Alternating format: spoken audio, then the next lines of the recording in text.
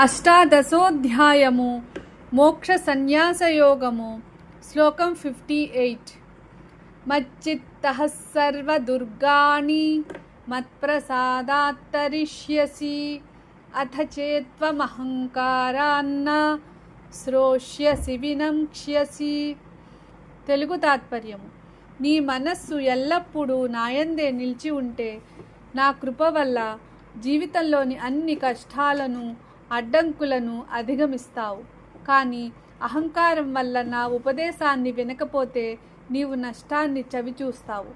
ఈ శ్లోకంలో శ్రీకృష్ణుడు భగవద్భక్తి మరియు శరణాగతి యొక్క మహిమను తెలియజేస్తున్నాడు. భగవంతుని ఆశ్రయించిన వారికి ఆయన కృప రక్షణగా ఉంటుంది. అహంకారం మాత్రం పతనానికి కారణమవుతుంది.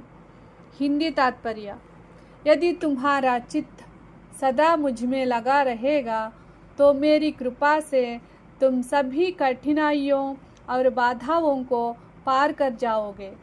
परंतु यदि अहंकारवश तुम मेरी बात नहीं सुनोगे तो तुम्हारा पतन होगा. भगवान यहाँ बताते हैं कि उनकी शरण और कृपा मनुष्य को हर संकट से उबार सकती है, जबकि अहंकार विनाश का कारण बनता है. English meaning: if your mind remains fixed on me, then by my grace you shall overcome all obstacles and difficulties. But if out of ego you refuse to listen to my instruction, you will be ruined. Krishna emphasizes that divine grace helps one transcend life's challenges, whereas ego and disobedience to spiritual wisdom lead to downfall. The essence of the verse is: with your mind fixed on God, His grace will carry you through all difficulties. Ego, however, leads to destruction. అష్టాదశోధ్యాయము మోక్ష సన్యాసయోగము శ్లోకం 59. యదహంకారమాశ్రిత్య నయోత్స్య ఇతి మన్యసే మిథ్యైష వ్యవసాయస్థే ప్రకృతిస్త్వాం నియోక్ష్యతి. తెలుగు తాత్పర్యం: ఓ Arjuna,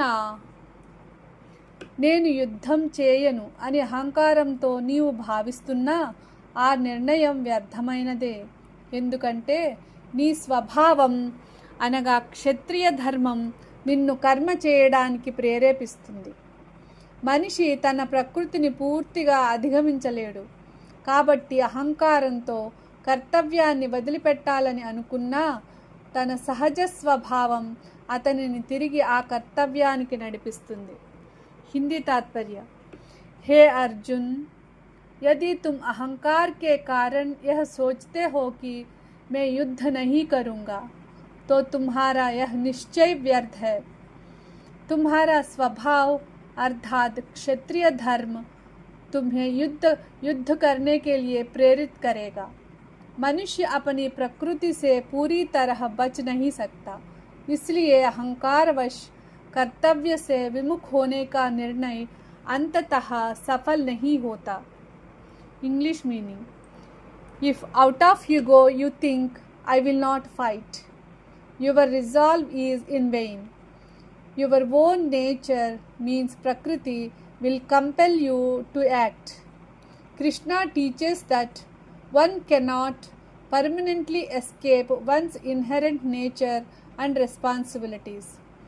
Even if a person refuses out of pride, their natural tendencies will eventually drive them toward action. The essence of the verse is: ego may say, I will not act, but one's own nature will ultimately compel action. అష్టాదశోధ్యాయము మోక్ష సన్యాసయోగము శ్లోకం 60. స్వభావజేన కౌంతేయ నిబద్ధస్వేన కర్మణా కర్తుం నేచ్ఛసి యన్మోహాత్ కరిష్యస్య వసోపి తత్. తెలుగు తాత్పర్యం: ఓ కౌంతేయ, ఓ అర్జున, నీ స్వభావం వల్ల కలిగిన కర్మలకు నీవు బద్ధుడవై ఉన్నావు.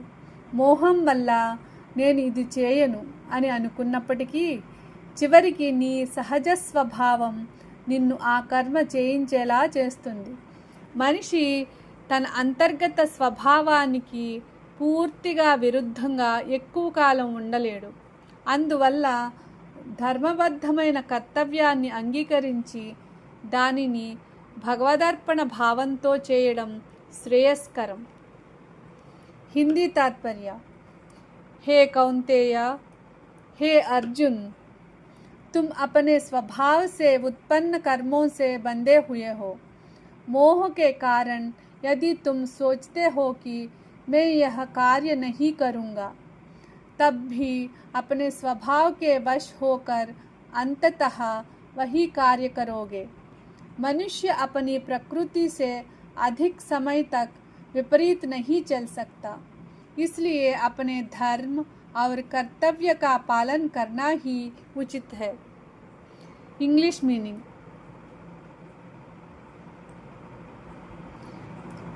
O Arjuna, bound by your own nature-born duties, even if out of delusion you don't wish to act, you will nevertheless be compelled to do so by your own nature. Krishna explains that a person's inherent disposition and responsibilities cannot be permanently avoided. One should therefore perform one's duty with the right understanding and attitude. The essence of the verse is, even if your delusion makes you resist your duty, your own nature will eventually compel you to perform it.